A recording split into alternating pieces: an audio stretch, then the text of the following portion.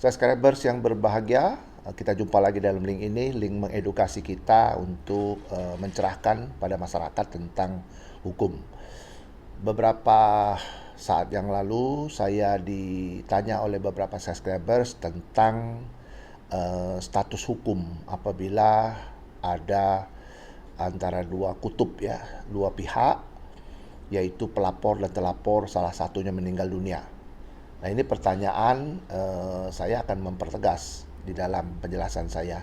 Kalau khusus untuk terlapor ataupun calon tersangka meninggal dunia, itu secara pasti itu ditutup. Kenapa?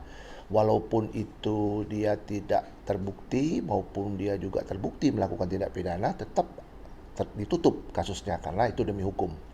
Nah, pertanyaannya adalah bagaimana Pak kalau ini pelapor yang meninggal dunia? Nah, pelapor meninggal dunia ini saya mau jelaskan bahwa di dalam sistem hukum pidana kita itu ada klasifikasi tentang tindak pidana ya.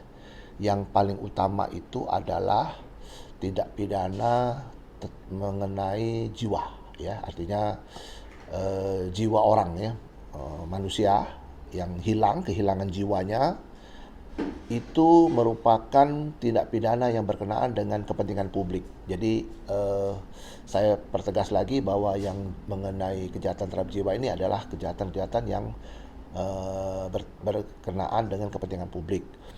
Dan yang kedua adalah kejahatan-kejahatan yang bersifat kepentingan private ataupun kepentingan pribadi yang disebut dengan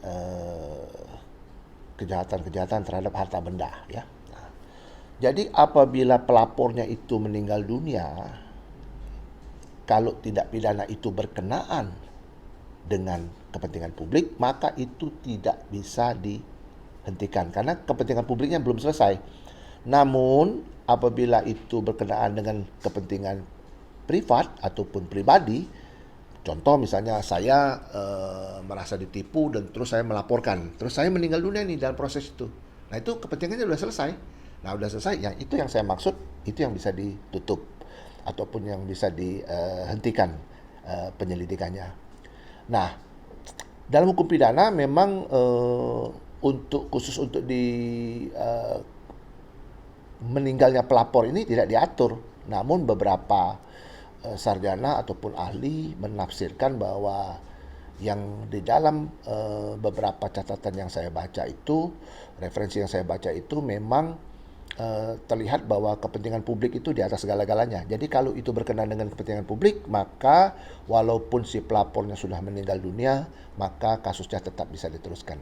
Nah, demikianlah penjelasan dari saya. Mudah-mudahan apa yang saya sampaikan bermanfaat dan menambah wawasan kita semua. Tetap jaga kesehatan dan sukses.